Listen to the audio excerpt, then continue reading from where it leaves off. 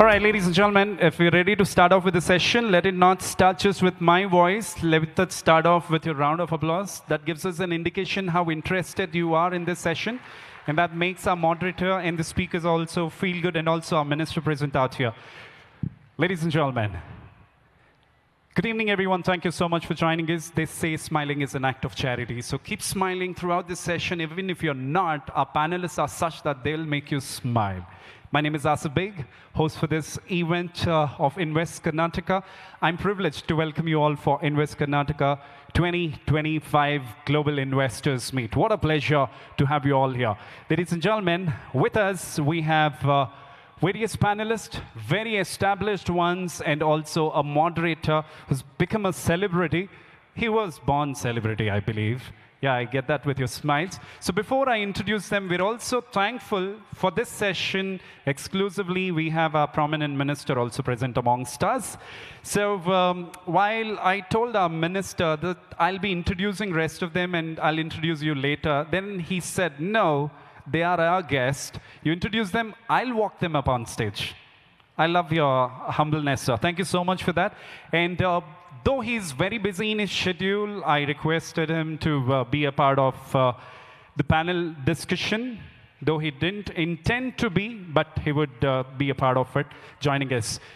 So ladies and gentlemen, I'd like to introduce you to our dignitaries who's going to take the session forward, leading the change, young innovators shaping India's future.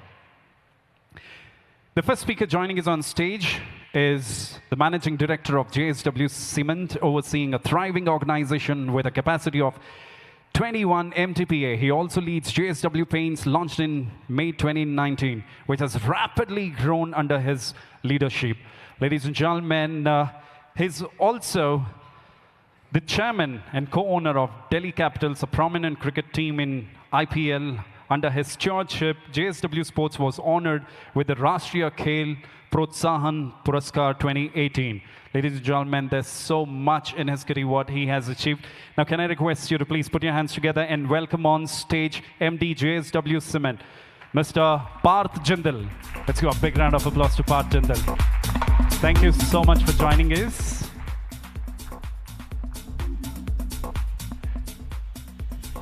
Let me introduce you to another guest amongst us.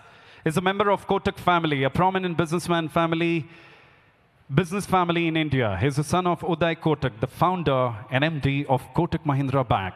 As co-head of Kotak 811, Jay Kotak is involved in digital banking platform of Kotak Mahindra Bank. Please put your hands together for co-head Kotak 811, Jay Kotak. Thank you so much for joining us, Jay. Pleasure to have you here.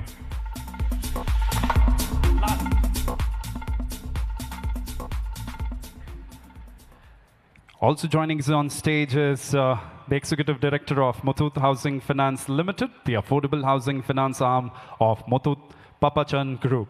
With a focus on corporate strategy and innovation, she's led initiatives across gold loans, affordable housing finance, and auto finance.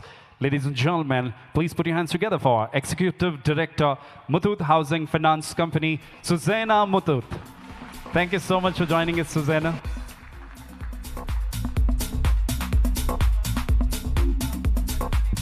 Ladies and gentlemen, you might be surprised. Most of the time you see the ministers and the politicos in the Lenin dress seeing in the suit boot. He's the minister.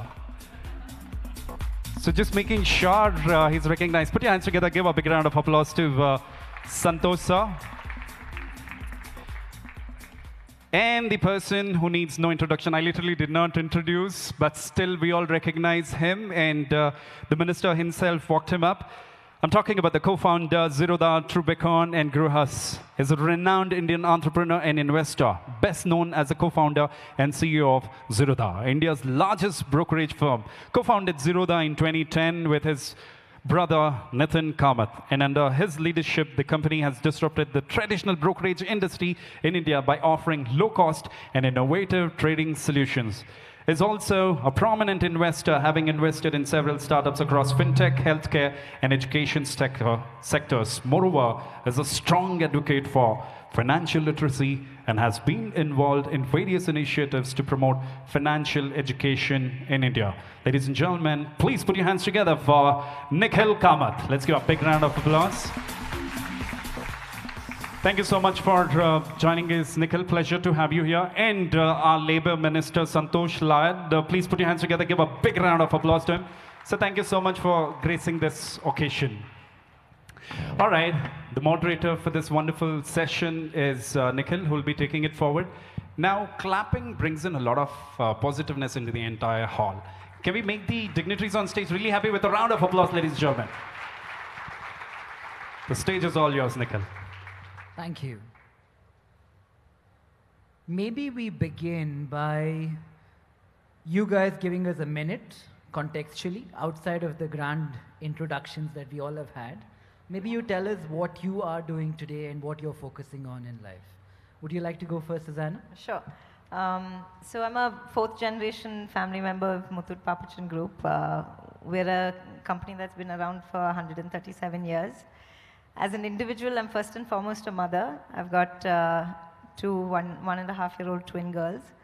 And I came into the business maybe about, I think, around 8 years back as a management trainee. And over the last 7 years, I've been spending time learning about the various businesses. So the first 3 years we spend, it's just a trainee period. So we, me and my cousins used to visit branches extensively, so pan-India, tier 3, tier 4 cities. Every week, take your suitcase and leave to a new city and learn some of the most invaluable lessons there. And then today I handle the affordable housing finance arm of Muthoot Papachan Group. I just got inducted as the executive director a few months back. So that's me. Thank you. Jay, would you like to go next? Sure, Nikhil. I have been working at Kotak Mahindra Bank for the last 7 years. Most recently, the last 4 years, I'm co-heading our digital banking business called Kotak 811, which strives to provide a bank account and financial services to every single Indian straight through digital. I'm very excited to be here. A lot of my work happens now in Karnataka and in Bangalore, and thank you for having me. Thank you. Parth? Yeah, thanks, Nikhil. So I joined JSW 9 years back after coming back from business school.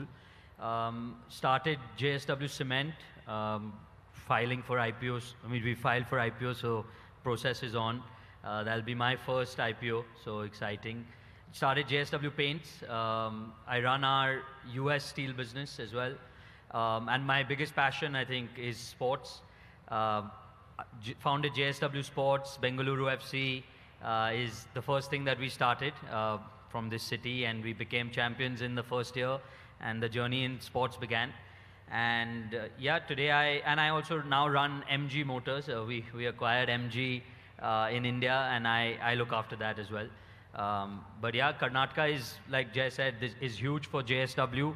Our complex in Vijayanagar, in Bellary, is home to everything that we do at JSW. So very happy to be here and very happy to be finally speaking to you. I've only seen you on all your amazing podcasts, but now having a chance to speak to you as well and be with Jay and Susanna.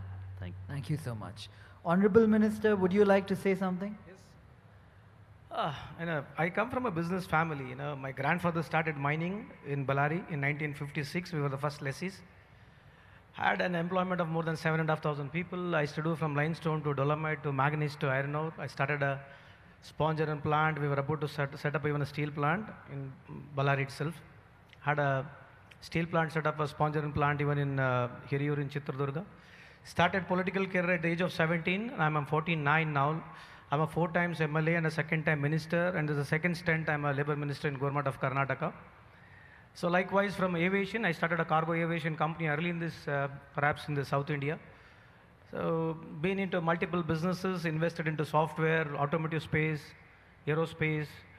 Been not lucky enough. I started a talent portal very long back before the 3G could come into this country. So something similar on TikTok. So I didn't have a great luck on that. Anyway, Been on all my life into doing business and politics. Politics is a passion. I've come here. This is all about I am. Thank you. So let me not set context for today with some very generic questions that are in front of me. I'm from here. I've grown up in Bangalore.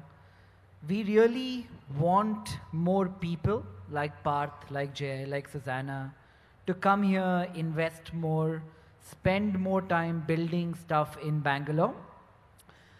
So maybe I will ask you guys about your individual industries. Tell us what is changing structurally and what might be an opportunity in that industry that one of us can take advantage of, or something that is changing that we don't see. Maybe we can start with affordable housing. And Susanna, what do you see there? So affordable housing, we're into very low ticket size. The average is around 10 to 11 lakhs. As a group, we serve the low income and the low middle income segment. And here I think the challenge that we see, one of the biggest challenges is underwriting the customer, right? Whether it is for gold loan or affordable housing, these are customers without a formal income, or if you're lending to a, say, nano entrepreneur, they don't have documented financials either. So today, one of the biggest changes that we're seeing is technology playing a role in how we can underwrite these customers. With our experience, we've been able to create a robust underwriting method. And that experience, I think, is invaluable. But where even we can't underwrite the customer, there have been technologies like QR code-based lending, for example, where you use say, you're talking about a small kirana shop, you use their QR code data to assess the cash flow of that shop and then provide him a loan. So I think technologies like this is really playing a role in taking financial services to the rural segment, and also helping us reach out to more customers where otherwise we wouldn't have been able to cater to. Jay, anything about banking? Do you think banks still have a use case like they once did? Because savings no longer need to be kept there itself, right? So Nikhil, you've already disrupted all securities businesses. Please don't come after us so soon. We wouldn't get a license even if we wanted to. Banking is an ancient business and one that I think hasn't changed much for hundreds of years till recently. It was a simple act of transferring surplus capital from folks with surplus capital to those with deficit capital as efficiently and as low cost intermediary in the middle. It was rooted largely in physical and small radius local. Until about 8 or 10 years ago, I don't think any of that changed, and the way banks would grow is if you want to open a new territory or a new colony or a new city, you open a branch, you hire people, you set up a cash infrastructure and move forward from there. In the last 6 or 7 years, that has drastically changed in India. UPI has completely streamlined small ticket transactions, eliminating the need for cash. Aadhaar has changed the concept of KYC and made it so much more frictionless.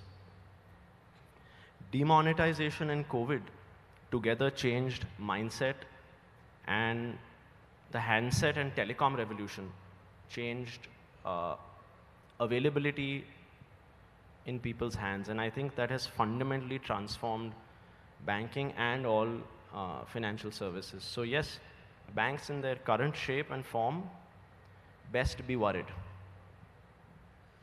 So a lot of us are friends and we have hung out over the years. There was a trip recently to the US where I was meant to go with Jay, but I could not. He met a bunch of tech entrepreneurs and tech companies. What do you think is happening in America where India is lacking? If there is something that we can learn from them to be able to innovate faster, what would it be? So yes, we are behind America, and on certain things we stay behind, and the gap is large, but it is shrinking. The number one thing I believe for all businesses is talent, human capital, and one of the things America does incredibly well is attract the best human capital and capital in the context of money.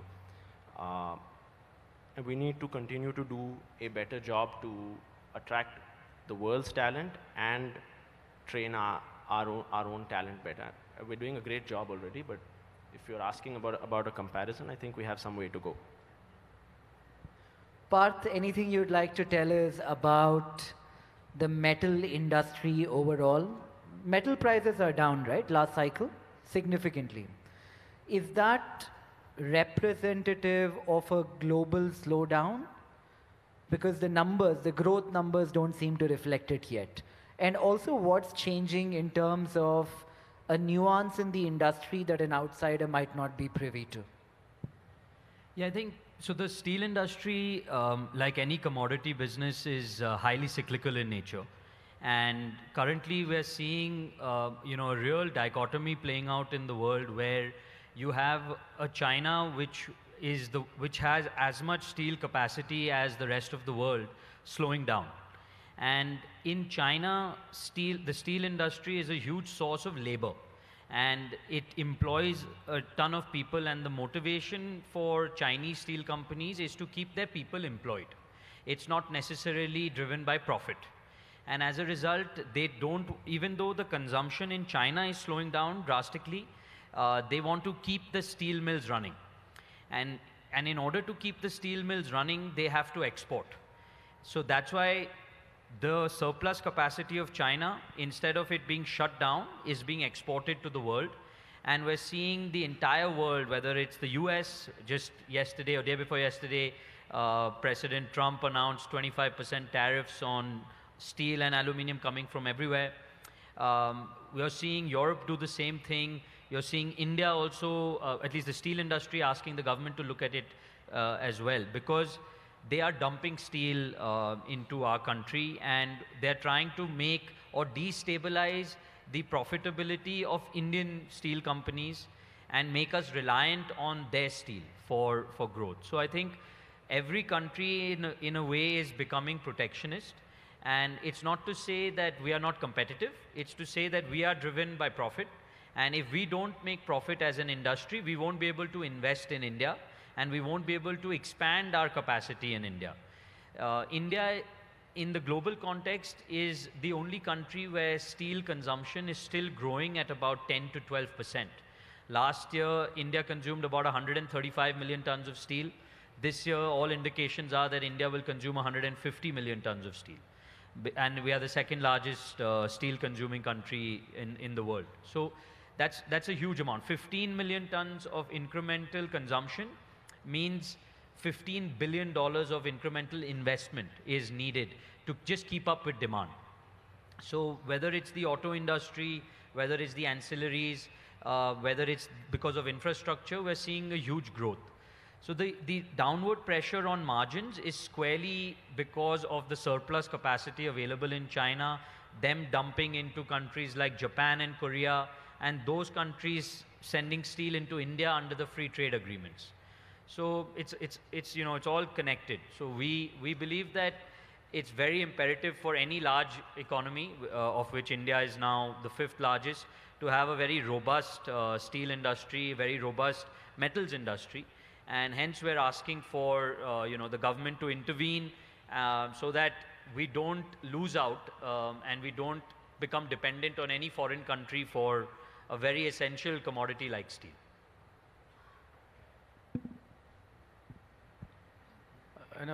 I intentionally came to this so that let me see where I'm connected, even though I started business very early. You know, you're all champions here who have been greatly successful in your career and the business.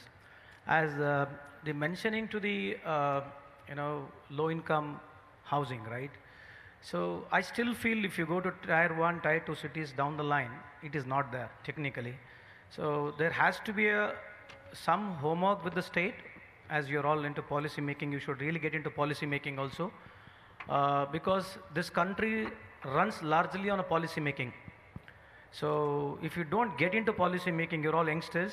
I feel you're all the future, business tycoons here.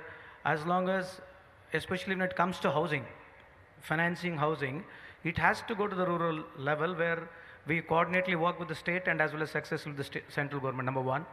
Number two, the biggest problem today when we talk about loan facility, I never see that the underprivileged or the children who are coming from a very poor background, there is no excess of money for the education. There is no loan. Kamath, you got a better audience and you're all the leaders, and since the tycoons of the banks are here, I think this, because the entire human resources is very important to this country.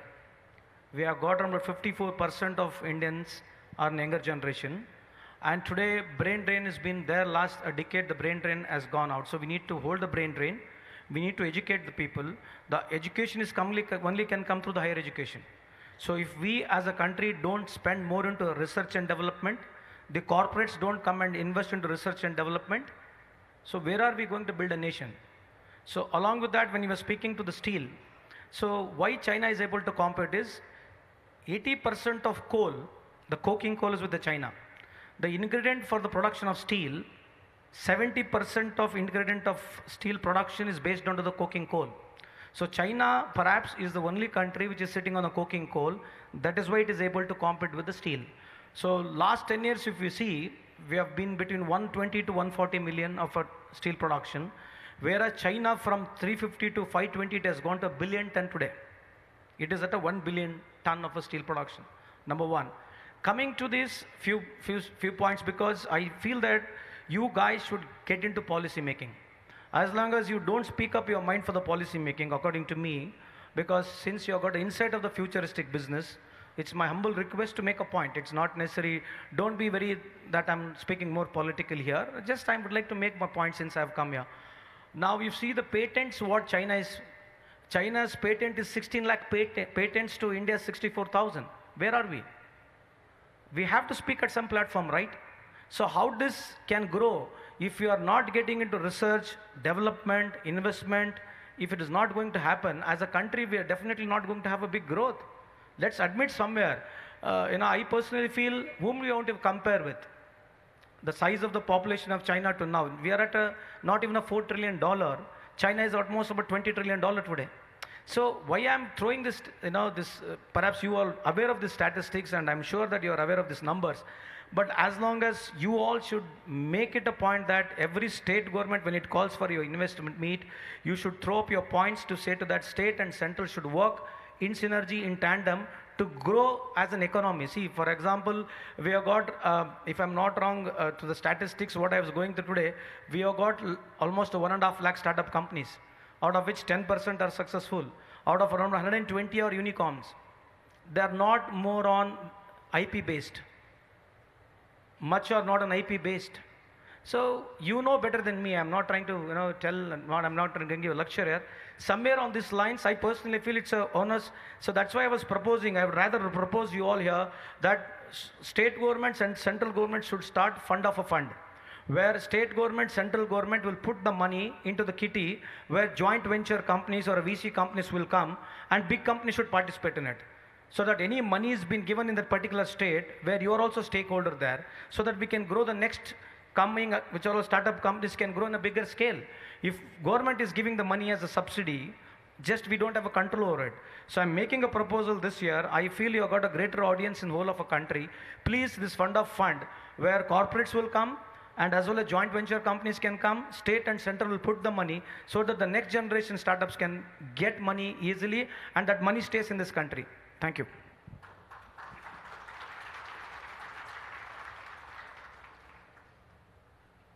While we were speaking about tariffs, if the US were to impose, say, a 20% tariff on India, what happens? So if you look at the Indian exports to the US, it's mainly services. Goods are very small percentage of our overall kitty. So for example, in our industry, which is the steel industry, tariffs will not affect us at all because today we don't send anything to the United States.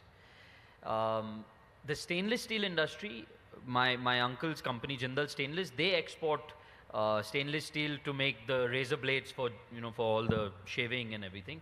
They will get impacted.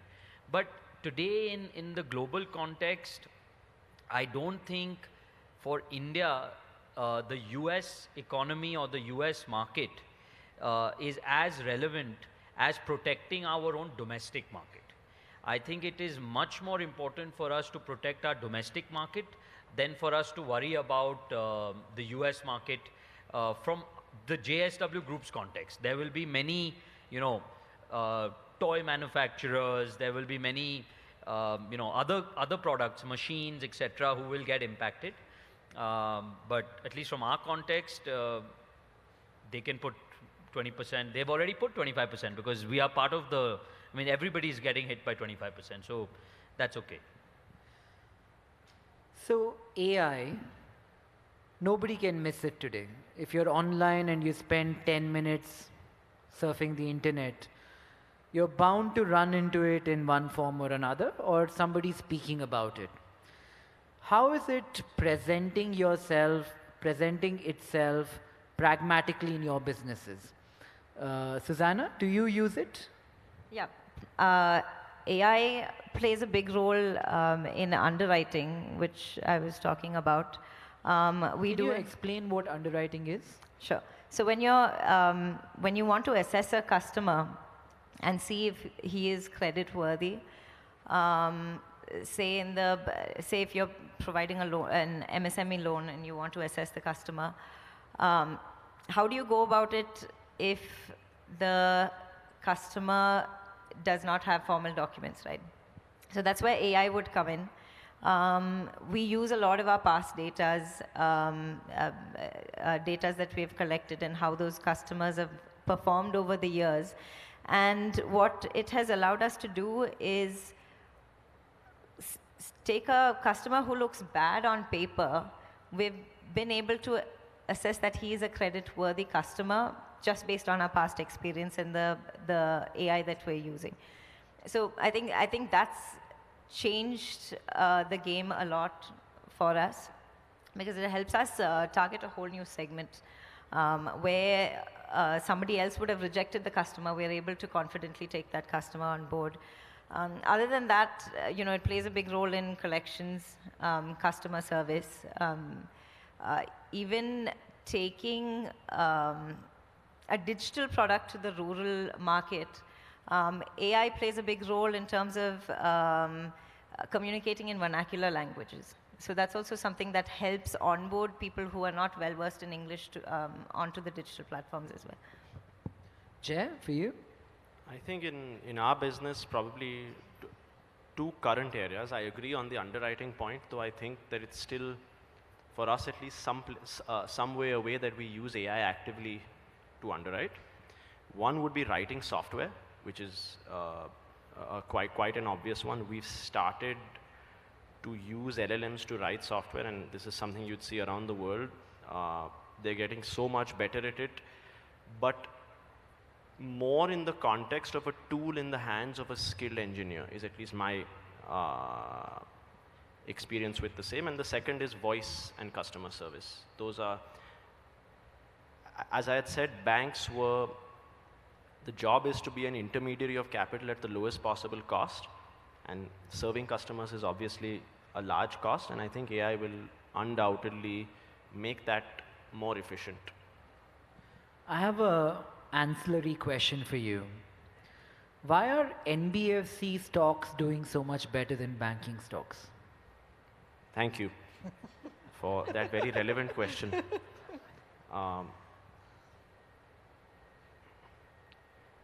The real answer is I don't know, and at some level, I don't track short-term stock movements.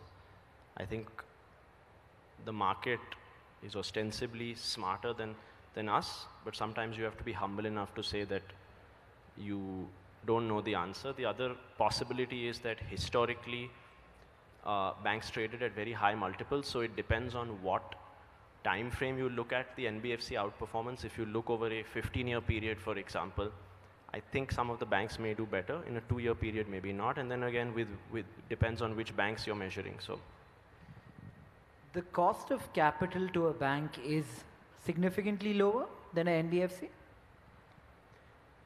in general, yes. But there are some nuances to which you well know as you asked that question.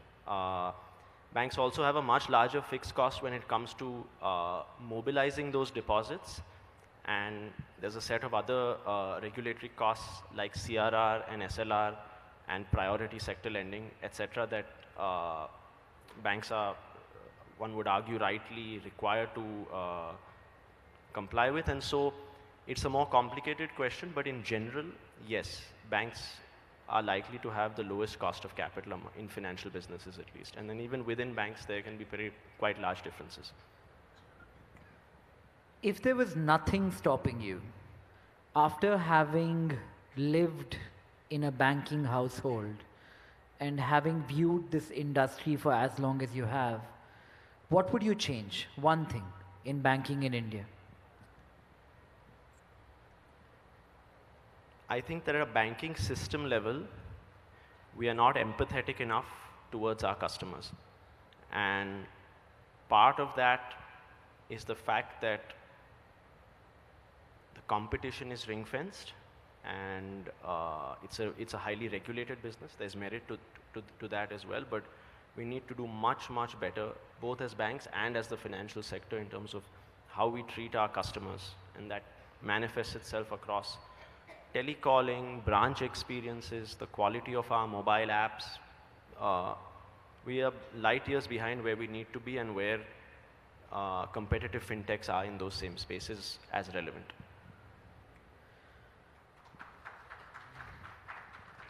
Parth, same question. How are you seeing technology, maybe AI, change or not change what is a very traditional industry? Yeah, I think if I look at AI, I would say that AI in heavy manufacturing has limited applications till date. And even within that, I think the countries where the cost of labor is very high, they are more incentivized to look at AI and technology in how to, maybe bring down labor, bring down their cost, etc. I think for us in India, I think AI is quite a dangerous tool, because we need to generate millions and millions of jobs every year. And when you start talking about AI taking over the person's job at the shop floor, taking over the autonomous driver, all these things, I don't think it will benefit India in terms of where our country is headed. Technology, of course, plays a huge role. I think the one thing that we are looking at in a big way is how to become a more sustainable organization and how to use technology to lower our carbon footprint. Whether it is by deploying, green energy to manufacture steel or cement or paint, whether it is, to stop burning coal and stop using thermal power plants. But again, those are the areas where we are focusing on in terms of using technology, and also obviously trying to become more efficient.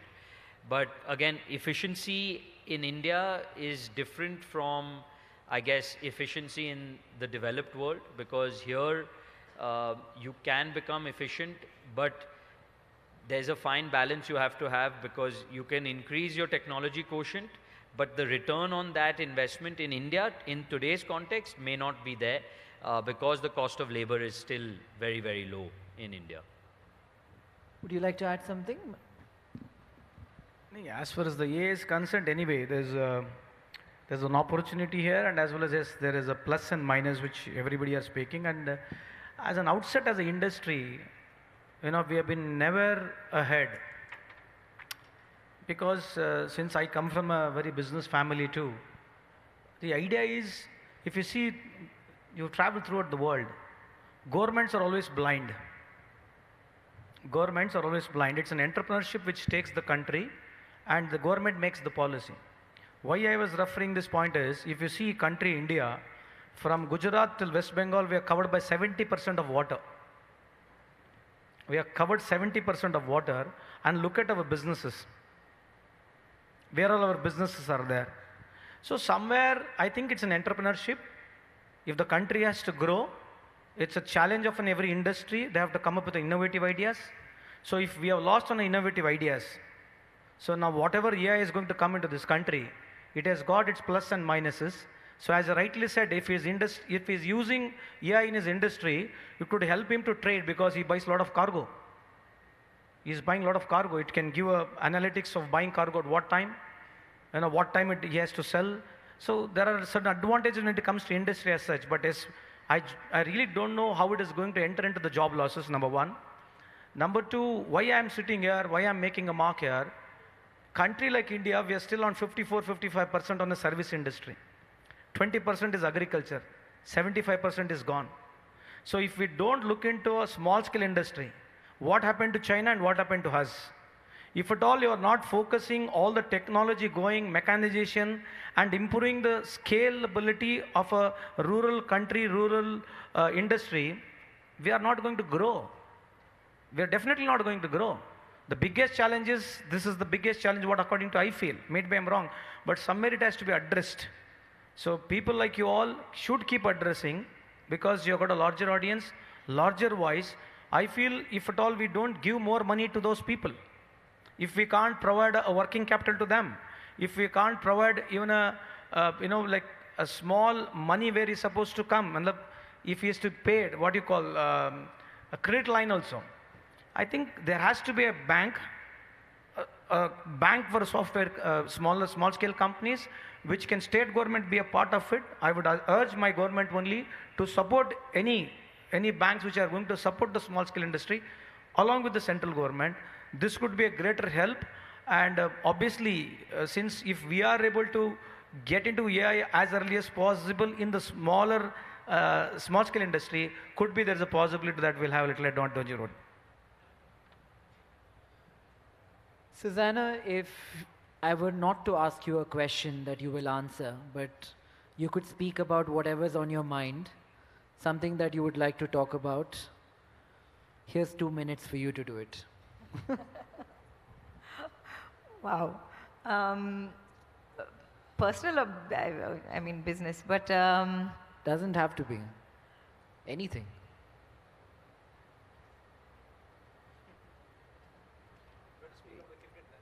Sorry? You just opened up a huge world in front of me and it's hard to pick. Can you come back to me on it, and I'm going to think about it. Yeah, Jay's smiling, so he's ready. Come on, Jay.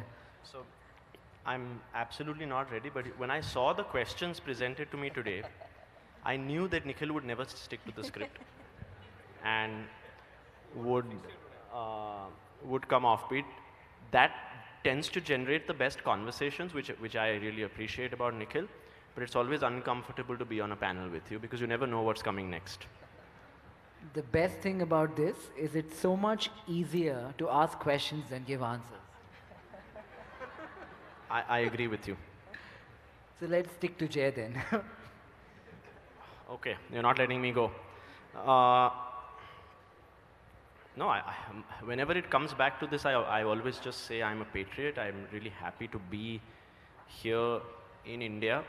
I had 2 opportunities after my studies to stay in the US, and both times I chose to come back very gladly and willingly, because I truly believe that over the past 300-400 years, there have been only 2 or 3 instances of a country like ours really kind of blooming, and that should make us all privileged.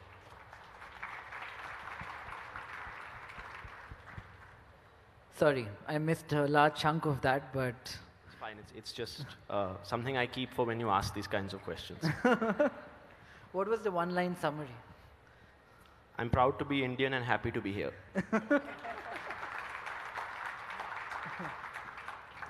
Are you ready now? Yeah. So when Jay started talking about when he saw the questions prepared, one of the, I'm going to go back to those questions and actually answer one of those, because one of the questions that was mentioned there was, how do you take a traditional legacy business and ensure that ensure that innovation is part of it, because for a traditional business, and I think innovation sometimes don't go in the same sentence. When I was thinking about that question, one of the things that came to my mind, and this is something that my grandfather always used to say, and then it passed along generations on, our values have always remained the same. I think traditions, values of customer centricity, trust, but innovation comes in the form of really understanding what your customer needs, and innovation is actually creating a tailored, need-based product that at the end of the day, and this is the most crucial part that I think I've heard in my family again and again, is finally it comes down to, is it affordable, of course, for the customer, and is it convenient? Especially when you look at, and if you look at the low-income segment, you have to really understand their repayment behavior, and how they see the banking industry, the burden that it can put on them when you create a product. So I just want to give one example of something that we've done that has worked really well. We started a product called Neighborhood Loans. In a 2-kilometer radius around our branch staff goes and onboards small kirana shops again, and provides them with MSME loans. And what we did differently is that instead of the usual equated monthly installments, we offered them the service of paying on a daily basis. And at the end of knowing that at the end of the month, if you expect the customer to save up and then actually pay back your loan, the delinquencies will go up, and because they don't have that kind of a habit. So at the end of the business day, once all their cash has come in, that's when they actually pay us back before they close their books. So, and that's worked incredibly well. These are small ticket size where business loans up to 2 lakhs. But we see really good repayment behaviors with these customers. So whatever we do, we always come back to those 2 words of convenient and affordable. Yeah. Parth, would you like to know what next? Yeah, no, I think just want to take cognizance of where we are. We're in Invest in Karnataka, and like Jay said, I think we're living in an amazing opportunity in India. I think the whole world is looking at India, looking at the growth that is going to happen. We're a $4 trillion economy now. Over the next 10 years, I have no doubt we will become a $10 trillion economy. And then if by 2047, we want to become a $20 trillion economy. So it's taken us, 70 years to get to 4 trillion. I mean, from 91 till today, we've almost grown 4 times, and we're looking at growing another 4 times in the next, 20 odd years. So I think the opportunity is huge. I think there are a lot of, entrepreneurs here, there are a lot of business owners here. I think we all collectively need to dream very big. We must learn from the West, we must learn from the East, and we must develop our own way of doing business and our own way of, scaling and growing. And I think, I just like to give an example from the world of sports. We at JSW started the Inspire Institute of Sport in Bellary, a place that is not known for sports at all. And everyone thought that, and the idea of the institute was to build Olympic champions. And we said that we're going to pick children from all over the country at the age of 8 to 13 and really groom them to go on to represent their state and represent the country and win medals for the country.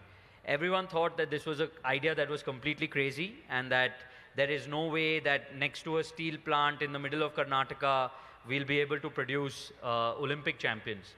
But in a period of 10 years, we've won the country now 6 Olympic medals, from Neeraj Chopra to Bajrang Punia to Sakshi Malik to Manu Bhaker. Several of them have come from the institute. So the idea is that, you know, if you have an idea, if you have a dream, we are in such an amazing country with such an amazing population, with such amazing growth, that we shouldn't limit our thought process, and we should just, you know, like you've done, like Jay is doing, like Susanna is doing, just dream big and go for it, because it's only in India that we can actually achieve these kind of things. Honorable Minister, would you like to add something? I can ask you a different question. Yeah? If you were to strip away politics, forget that you're a politician, forget that, you know, there is a narrative and all of that. If as a person, as somebody who has spent time in Bangalore, you have to make Bangalore sound attractive to the 3 non-Bangaloreans sitting next to me, what would you say to them? I know where you're coming from. Is it traffic you're talking about? No, not at all. No, I'm saying a reason why they should come. You know, if you have seen West Africa, Yeah. businessman will always go where there is a money. No businessman starts a business for charity. Any businessman will do business because there's a business to it. So likewise, if Bangalore is there's a lot of potential, because the highest number of medical colleges are here, the highest number of engineering, ITI, diploma colleges here. The entire country's perhaps the IT sector is here from inception. So obviously, and moreover, the Bangalore climate, and it's a cosmopolitan city. So more than 45% of Bangaloreans basically they're from outside different part of the states, and the people around. The whole Karnataka people are so warming, welcoming. You know, they always adjusted with the people who all have come from any different part of states. So that's a great advantage. And majorly is mind. So most of the companies which have come here last 20 years, 25 years, to the best of my knowledge and ability, we have got all walks from, you know, from biotechnology to IT to aerospace to automotive space. All sort of companies have come and pharmaceutical industries have come. So likewise, all the young minds here, you know, this business keeps going.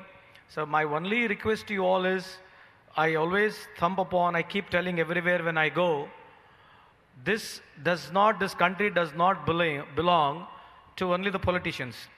You have to be closely watching on the policy, because policy is the only thing which can take this country ahead. So young friends here, I know I'm little prototype and I may be boring on this, but this has got a larger impact. Mind you, please everybody here, I know you may think that politics is not your cup of tea, you don't follow politics, you don't want to join politics, that's fair enough. But as long as you don't put a mind onto the thought, which government, what sort of a policy they are making, because if at all we are all sitting here, if we all have been successful here, and this man sitting beside me, I am sitting here, if the policy has been not there, then every business suffers. So coming to Bangalore here, always, especially Karnataka, has been always welcoming to any sort of an idea or any sort of investment. That's why I request one and all from any part of the world or any part of the country that they can come to Bangalore. Thank you.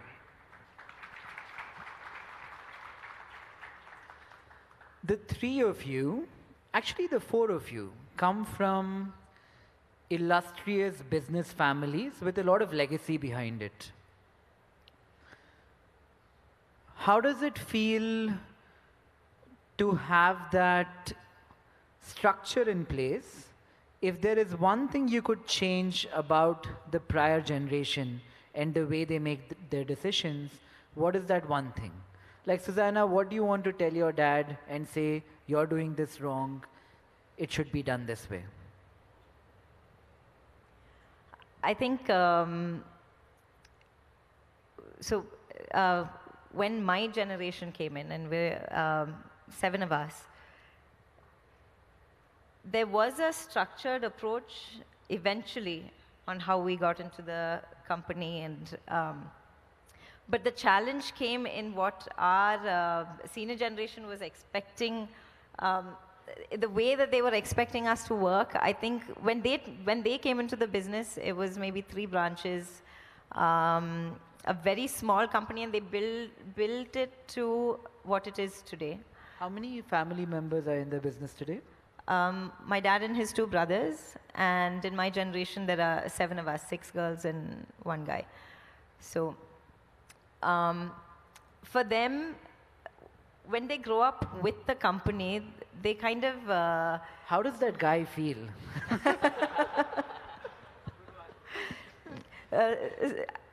I must say, I think we do overpower him a little bit, but proud to say that we are now a majority women-led company, and I think I met him. He lives in Bangalore, right?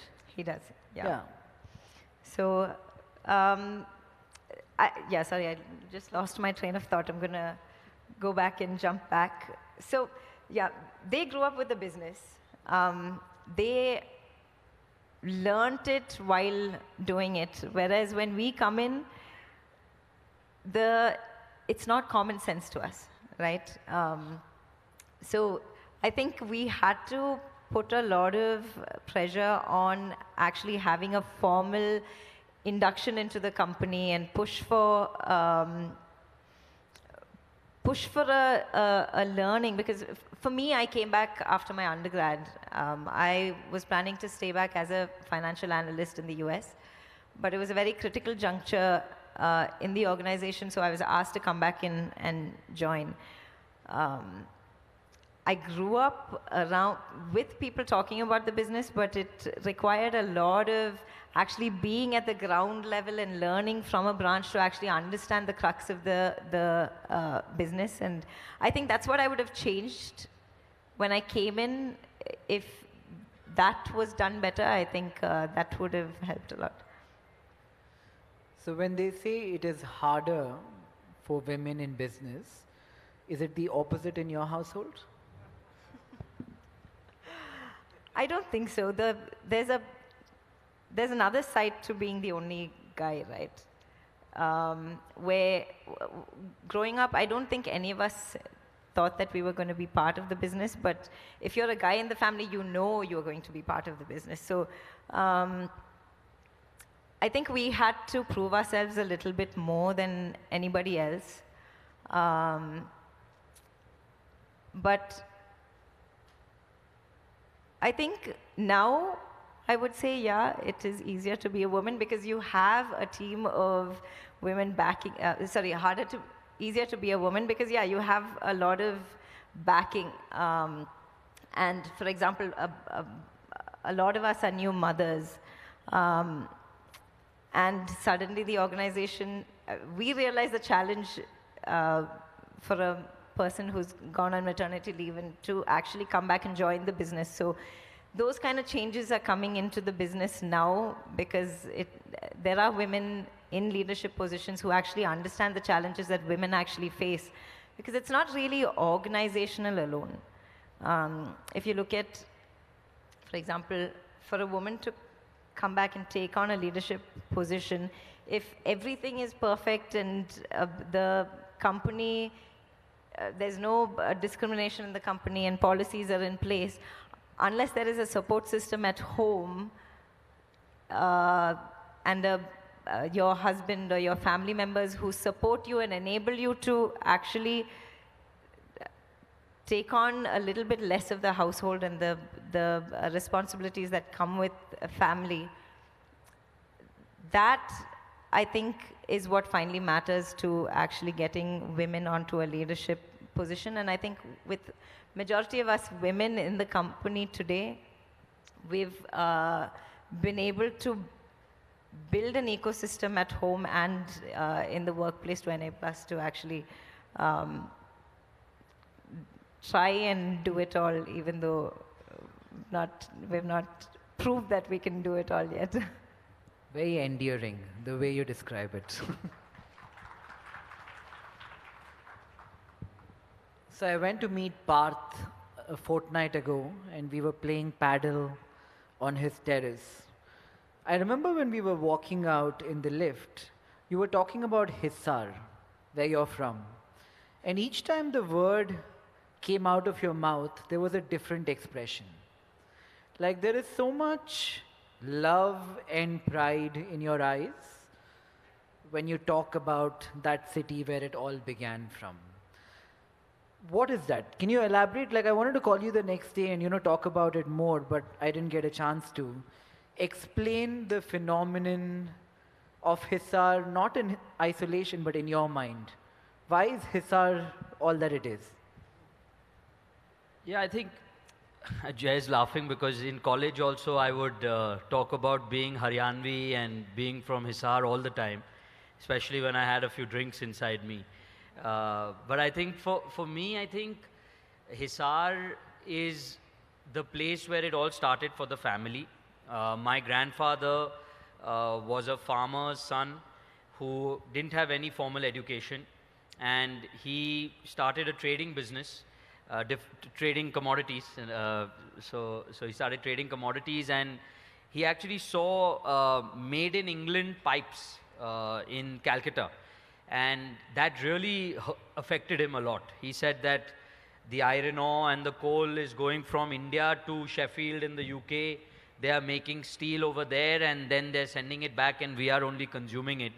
So he really wanted to make steel. And for about a period of 3 months, he dressed up as a truck driver. So he grew his beard, he wore a lungi, and he dressed up as a truck driver, and he would go inside the Tata Steel's plant in Jamshedpur and come back at night and draw the machines that he saw. And over time, he decided that, he has enough knowledge to make his own steel plant to make pipes.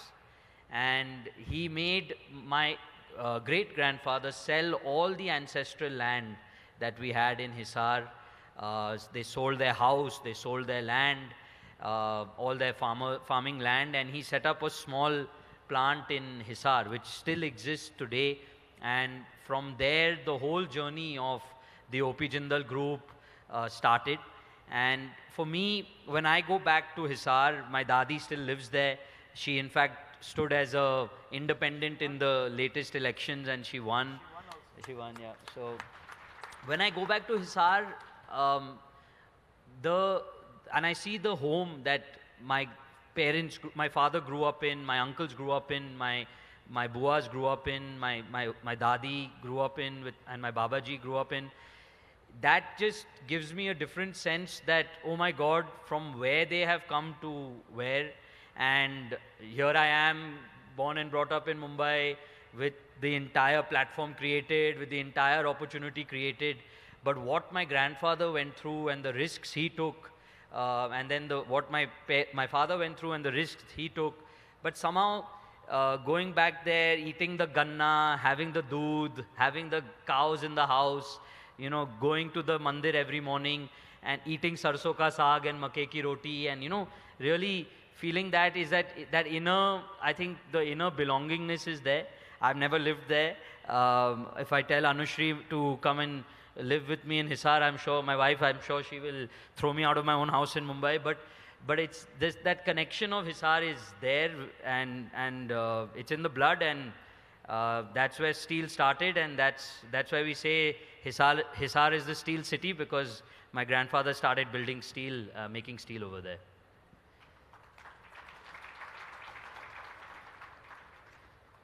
Being born to that mold, like you said, you're in Bombay now with all of this. Is it a burden or is it an opportunity? One often sees that happiness essentially is relative. If you're at 0.7, you're able to accomplish something and go to 8, you feel happy. So somebody starting at 0 goes to 5 has many instances in life where they can feel happy. But for you at 7, if that is the beginning, is it much harder to be happy? Personally, I feel like Sachin Tendulkar's son will be hard pressed to be happy. Is it the same for you? I think that's only if he's a cricketer, but otherwise he means he is, but anyway, that's a separate topic.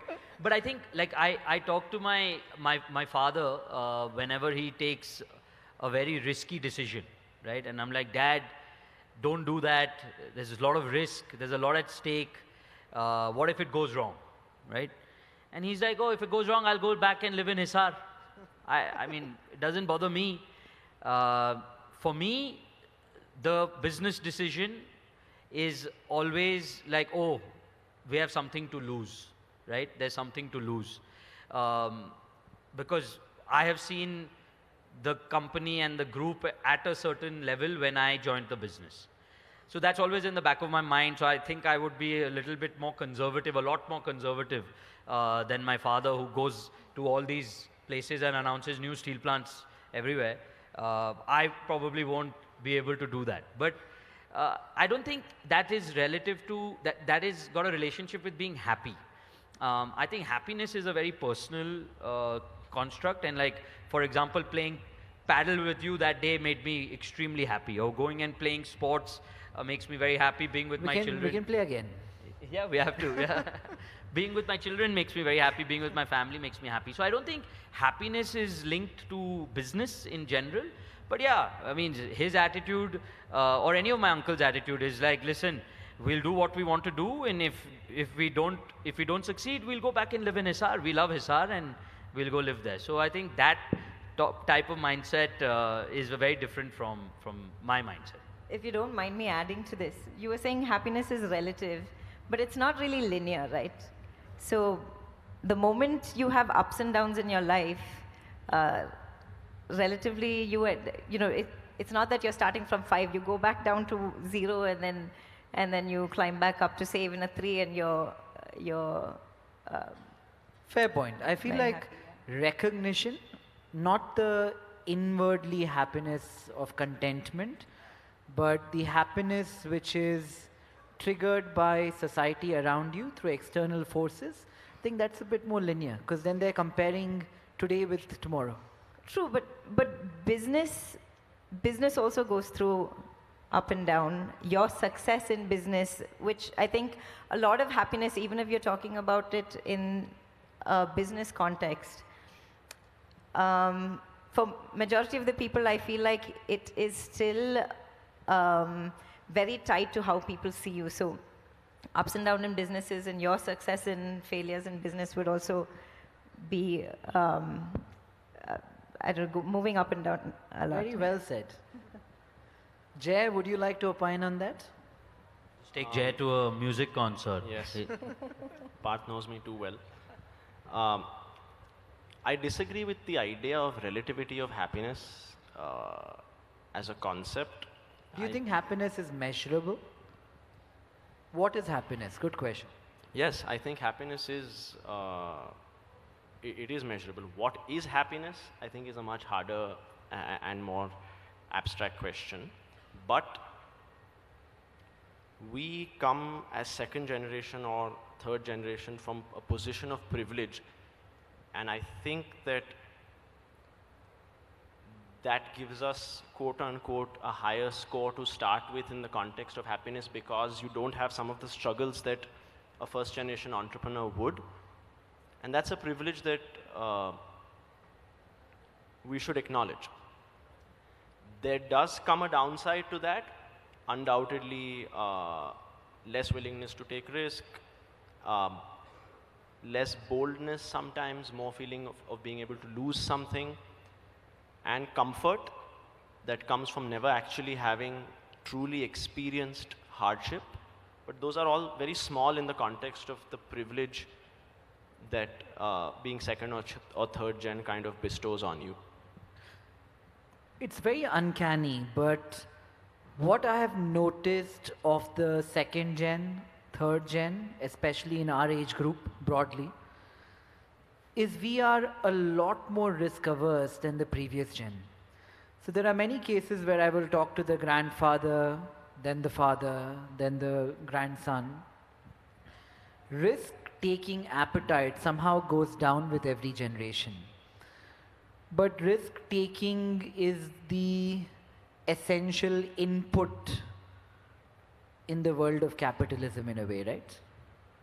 So when you have kids, as I know some of you do, some of you might soon, how would you figure out how to ingrain risk-taking abilities amongst your kids, even though in your generation you thought otherwise maybe, relative to the prior generation? No, I think, first of all, at least when you take your company public, I think whether your children will actually be in the business is not a given. It's not something that you can just expect out of them or thrust upon them. They have to deserve it, they have to work towards it if they want to be there, and they have to be deserving, and the shareholders have to be there. So I always believe that that is the first step. The second is, I think you're absolutely right, you have to take risk. It's a basic ingredient of capitalism, and hence the age-old phrase about how first generation creates, second generation grows, and third generation destroys is normally what is always has been told to me since I was basically told to my sisters and I since we were small. But I think it evolves, and I think you have to encourage them to, like, I believe I was encouraged a lot by my parents to take risk, and hence they never made me join the main business of the group. They said, build your own businesses, do your own thing, learn from your own mistakes, and then you'll eventually may be ready to come into the big business if you show all the ingredients, you show all the characteristics of being ready, which we never know till you know. But I think it's tough to really thrust anything upon your children. You just have to hope that they enjoy the work that you do, they enjoy, and they have an interest, and whatever they're interested in, they should do that. And if they do decide to join the business, hopefully show them the stories of the previous generations and hopefully inspire them to do better than us. Honorable Minister, any last words? Anyway, I've got a different take on this. I feel, success and happiness are two different things. Happiness is sometimes a mind status. How much ever money you got, you may not be happy. Passion could be an happiness to you. If you're a very passionate person about anything which you want to do, it could create a lot of happiness. But success is always a difficult thing. How do you define a success? If you have to define in terms of position, or you have to define in terms of commerciality. So according to me, whenever you make a down in life, when you make a comeback, that itself is success. His success is not mine. He is much more wealthier than me. So if I see there are so many other colleagues who are much more higher in rank in politics, so it's a ever-ending story. It's a very difficult question to answer. If at all you give a more, a philosophical sense to it, I feel, this world has got only a success, has got many godfathers. Failure always will orphan. So, when we talk about success, and we have been all sitting here, since we have been little successful, that's why people call us, make us speak. There are so many people who are failures, have got much more potential, they have that much more better passion than us, because still they want to achieve, they keep on trying. This ever-ending story. Maybe I'm getting old now, I speak more of philosophy. Thank you. Sorry, I'm going to come in again. Just to add on to what they were both saying, I think risk-taking ability comes with confidence building as well. I think that's also why I've spoken out of turn twice, because my confidence just slowly started building towards the end of the panel. But I think it's about, when you're thinking about the next generation, it's very easy as you're more entitled to get more protective over your children. So giving them that freedom to become independent, make their mistakes, and build that confidence is, I think, a big factor. The second thing is, with each generation, you have more to lose. So you tend to hold on even tighter. You're scared of that, losing that life that you've been given. And in the case of second and third generation, it's not fully built by us, right? It's just been given. So I think these two factors, I think, play a big role. So. I'm glad you're feeling more confident now. Well, I think we're out of time. On that note of happiness and risk-taking, I hope the three of you come to Bangalore more often, take more risk. We'll try and make you more happy, especially him. But thank you everyone for having come and watched us for an hour, and cheers to Bangalore.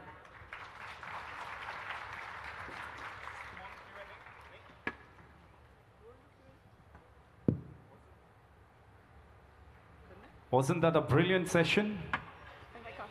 Show it to us with a round of applause, ladies and gentlemen. How interesting was that such session? Santosh sir, while the panelists are here, thank you so much for gracing the occasion. Request you to acknowledge their presence. To start off, you can sit back there. Let me acknowledge each one of them.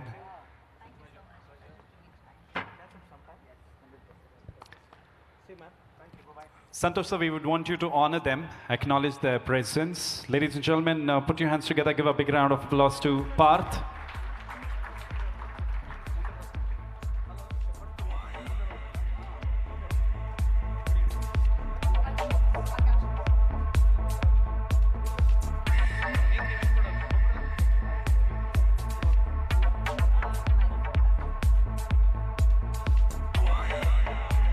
Put your hands together for Parth, and Parth, especially grandfather's story, Hisar's story was just amazing, really inspiring.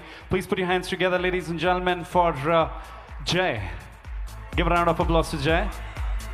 And Jay, that was brilliant when you spoke about, we need to agree to the fact that we are privileged ones to be the second gen or the third gen. That's something really impressive. Now, ladies and gentlemen, put your hands together for Susanna. Give a round of applause. Susanna, how beautifully you describe working in a business environment. We can really correlate to getting that maternity leaves and all, how important that is, and various other aspects of being women and being powerful. Thank you so much. And Nikhil Kamath, ladies and gentlemen, do not underestimate his thought process. What brilliant, without speaking much, he speaks so much. Very insightful and thought-provoking questions. In fact, questions which most of you were wanting to ask. Yes? So, Nikhil, you questioned, basically, मेरे दिमाग में जो सवाल थे ना, you questioned about them, and I believe most of them had that. Thank you for being such a wonderful moderator. And Santosh sir, what a pleasure having you here. You brought in a lot of insight. Can we all pose for a picture together?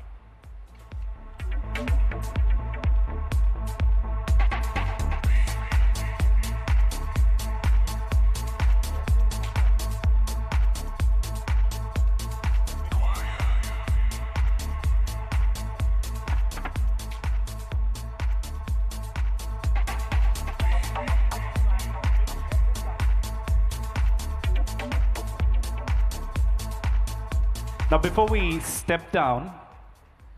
So, Ellarigu Namaskara.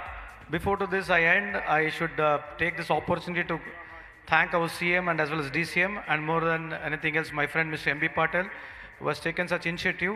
So, on behalf of you all, I would like to thank my government, Mr. Siddaramaiah ji, and as well as the DCM D.K. Shivakumar ji, and wonderful my friend Mr. M.B. Patel. Thank you so much, guys.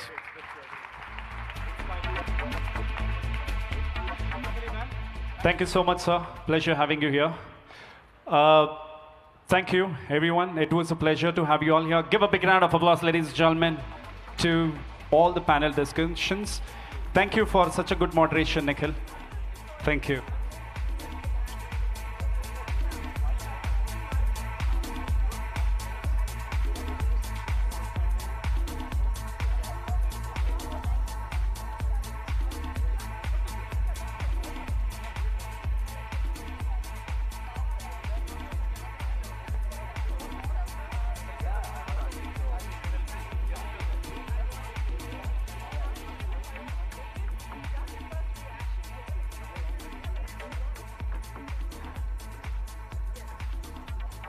So, ladies and gentlemen, important announcement. We have a session, not a session, in fact, Invest Karnataka Awards and Cultural Program, which is planned for you at the inaugural hall. So, see you all there by 6. request you all to proceed towards the inaugural hall.